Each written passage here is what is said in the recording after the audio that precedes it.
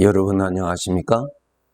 이 시간에는 시편 32편 말씀 중심으로 드리겠습니다. 1절 2절의 말씀을 보면은 허물의 사함을 받고 여호와께 정죄를 당하지 아니하는 자는 복이 있도다 말씀이 있습니다.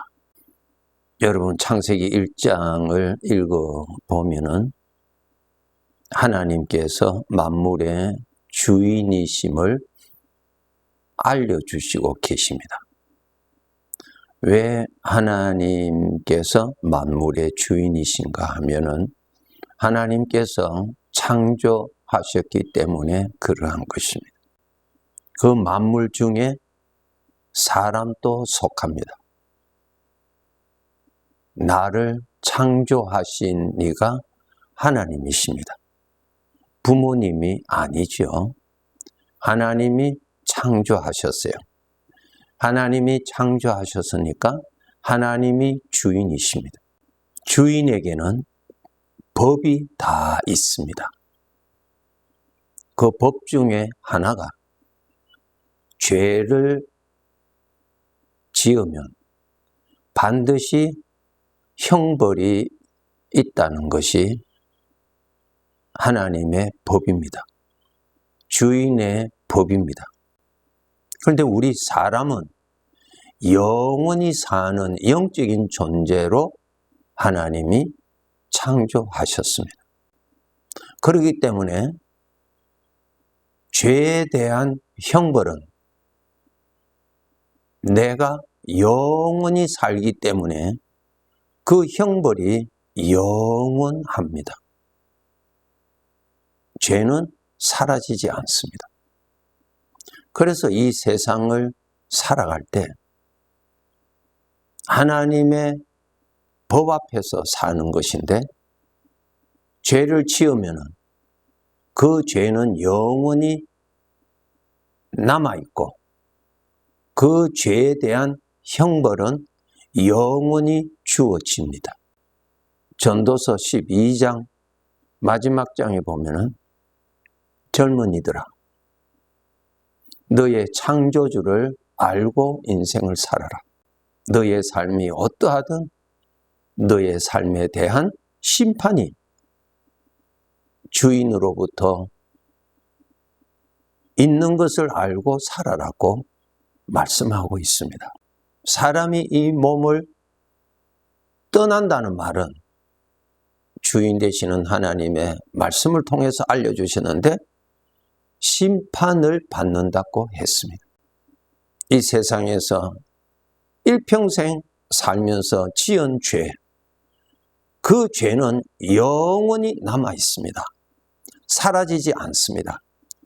내가 기억에서 잊어버렸다 하더라도 그 죄는 사라지지 않습니다. 죄는 영원히 남아 있어서 그 죄에 대한 형벌을 내가 받게 되어 있습니다. 이것이 하나님의 법입니다. 하나님의 법이 가장 두렵습니다. 하나님께서 죄라고 하실 때 그 죄는 행동으로 나타나는 것만이 죄가 아닙니다. 행동으로 나타난 것도 죄요. 말로 표현된 것도 죄요. 마음속으로 저주를 하고 미워하고 분노하고 한 것도 죄요. 죄가 얼마나 많이 있겠습니까? 그 죄가 낱낱이 다 살아있다고 하는 것입니다. 그 죄를 따라서 내가 형벌을 받으니 그 형벌이 가벼운 것이 결코 아니죠. 그리고 그 형벌은 한 5년, 10년 지나면은 그 형벌이 마치는 것이 아니라 영원히 형벌이 있다고 주인이 알려주셨습니다. 어떻게 하면은 이 죄의 형벌에서 구원받을 수 있는가 하는 것이 우리들의 가장 중요한 관심입니다. 우리가 지은 죄는 영원히 남아서 그 죄에 대한 형벌이 영원하다는 하나님의 법을 알려주셨고, 그러한 영원한 형벌에서 구원받을 수 있는 법을 하나님이 정해 두셨습니다. 유일하게 하나밖에 없어요. 그 법이. 내가 구원받을 수 있는 법이 예수 그리스도를 모시는 것입니다. 예수 그리스도를 모시는 것입니다. 예수 그리스도가 누구세요? 하나님이세요. 예수 그리스도를 여러분이 알고 그분을 여러분이 영접을 하면은 그분은 영으로 우리와 함께 하시는 전능자이십니다. 그래서 여러분에게 예수님이 함께 계시면은 모든 죄를 하나님이 용서해 주신다고 알려주셨고, 그렇게 약속하신 대로 그 법대로 우리는 혜택을 받게 되어 있습니다. 그 법은 사람이 정한 것이 아니고 그 법을 집행하실 하나님이 정하신 것입니다. 그렇기 때문에 모든 죄를 용서해 주실 수 있는 하나님이 심판주라는 것은 하나님이 주인이시니까 심판하시죠. 심판하실 그분이 용서해 줄 수 있는 법도 만들 수가 있는 것입니다. 그래서 예수 그리스도를 반드시 모셔야, 여러분에게 예수님이 함께 계셔야 하나님의 법대로 모든 죄를 하나님으로부터 용서받습니다. 용서를 받아야 영원한 형벌을 면하게 됩니다. 이것을 여러분이 믿으시면은 예수님을 영접하셔야 합니다. 그러나 이 소식을 듣고도 농담으로 생각하고 그냥 스친다면은 여러분이 지은 죄는 여러분이 감당해야 합니다. 하나님이 정해 놓으신 법이기 때문에 하나님이 정하신 대로 그 법을 충족시키면은 약속하신 법대로 혜택을 받습니다.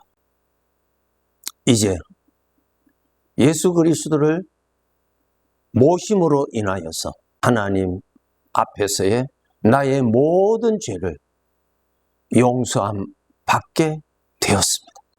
영원한 죄의 형벌에서 이제 살아났습니다. 이제 어떻게 살아야 되겠어요? 내가 모시고 있는 주님을 중심으로 살아야 돼야 되겠죠? 주님을 섬기면서 살아야 되겠죠? 주님의 말씀을 들으면서 살아야 되겠죠? 이것이 바로 구원받은 자의 삶의 질적인 내용입니다. 그런데 나는 예수님을 믿는다고 하면서 실제 삶에 있어서는 예수님, 살아계시는 예수님을 모시고 예수님 중심으로 예수님을 섬기면서 살려고 하지 않고 여전히 내 중심으로 산다면은 구원받지 않는 사람일 수도 있고, 구원받았다 할지라도 고린도전서 3장에 있는 것처럼 육신에 속한 영적인 매우 어린 아이 수준으로 사는 자인 것입니다. 나는 예수님으로 인하여서 예수님 믿기 때문에 나는 모든 죄사함을 받았다고 여러분이 거기에 해당된 사람이라면 이제는 나는 내가 모시고 있는 주님을 잘 모시고 살아야 합니다. 그분은 나의 머리요, 그분은 나의 주인이시오, 그분이 나의 영원한 저주와 형벌에서 건져주신 분이십니다. 그분에게 구하여서 나에게 복을 달라고 하는 그런 차원이 아니라 이미 청량할 수 없는 복을 받았으니 어떻게 하면 주님을 기쁘시게 해드릴 수 있는가? 주님이 기뻐하시는 것이 어떠한 것인지, 주님이 나의 삶에서 말씀하실 때 그 말씀을 잘 귀담아 듣고 그 말씀을 따라서 살고자 원하는 그러한 마음을 가지고 우리 천국 가는 그날까지 살아야 합니다. 예수님을 모시고 있는 사람이 하나님의 법대로 죄사함을 받을 수가 있고요. 예수 그리스도를 모시고 사는 사람은 이제는 내 중심으로 내가 주인으로 사는 것이 아니라 주님을 섬기면서 사는 것입니다. 그러면 주님을 섬기려면 주님을 잘 알아야죠. 주님이 어떤 것을 좋아하시는지, 어떠한 것을 싫어하시는 건지, 주님은 나에게 말씀하실 때 그 말씀을 내가 어떻게 분별할 수 있는지 그것을 알아야 주님을 잘 섬길 수 있지 않습니까? 그것을 알기 위해서 말씀을 알아야 합니다. 그 말씀이 주님이 우리에게 하신 말씀이니까 그 말씀을 통하여서 주님을 더욱더 알게 됩니다. 주인을 알아야 주인이 기뻐하시는 것을 알 수 있고 그렇게 살아갈 수가 있는 것이죠. 그 다음 주님과의 거리가 가까울수록 주님의 도움을 많이 받습니다. 감동을 받습니다. 추운 겨울에 불을 가까이 하면 불의 도움을 받아서 그 추위에서 잘 견딜 수 있는 것처럼 나와 함께 계시는 주님과 마음적으로 가까우면 가까울수록 주님의 능력을 받아서 주님 중심으로 살아가게 됩니다. 그런데 주님은 모시고 사는데 주님과의 마음의 거리가 멀리 있는 사람은 주님에 대한 감동보다는 죄에 대한 세상, 내가 좋아하는 대로 살고 싶어하는 그러한 기운이 더 많이 일어납니다. 그렇게 일어나면 주님을 기쁘시게 섬길 마음이 별로 일어나지 않고요. 주님을 기쁘시게 하는 삶을 살아갈 수가 없습니다.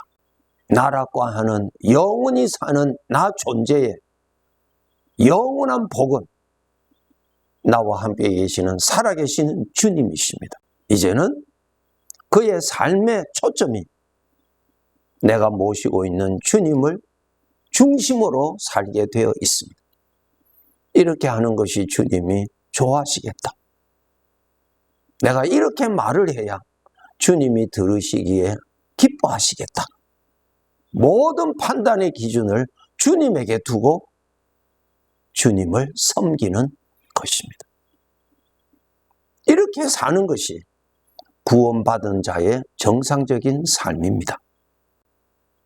주님을 기쁘시게 하는, 주님을 섬긴 삶이 또한 영원히 남습니다.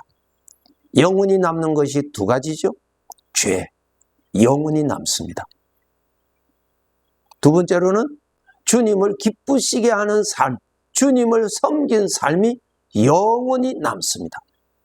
그러면 우리가 예수님을 모시고 사는 우리들에게는 영원히 남는 죄는 하나님의 법대로 예수님 때문에 죄 사함을 다 받습니다. 그러면 남는 것이 무엇입니까? 주님을 기쁘시게 한 삶, 영원히 남습니다. 이것이 많아야 됩니다. 이것이 풍성해야 됩니다. 그것이 바로 하나님이 가장 기뻐하시는 삶이요. 그것을 가지고 하나님이 영원히 살 천국에서 누릴 영광을 우리에게 각각 주신다고 약속하셨습니다. 이제 구원받은 성도 여러분, 영원히 남는 하나님을 기쁘시게 하는 삶을 열심히 살아야 합니다. 솔로몬은 자기의 만족을 위해서 살았어요. 영원히 남는 것 아니었죠? 안개와 같이 다 사라지는 것입니다. 헛수고하고 헛되이 살고 나중에 주인 앞에 섰을 때 주인이 인정하실 만한 남는 열매가 너무너무 궁핍한 가운데 서지 않도록 깨어서 살아야 합니다. 영원히 남는 것, 주님을 기쁘시게 하는 삶입니다. 주님을 기쁘시게 하는 말, 주님을 기쁘시게 하는 생각, 이것이 영원히 남습니다. 주님은 오늘 또 말씀하십니다. 내 자신을 위하여 하늘에 보물을 쌓아두라. 그 보물은 시들지 아니하고 녹슬지 아니하고 영원하다고 알려주셨습니다. 주인의 말씀대로 알고 준비하고 살아서 이 세상의 삶이 여러분에게 헛되지 아니하도록 삶을 쌓아가야 할 것입니다. 네, 감사합니다.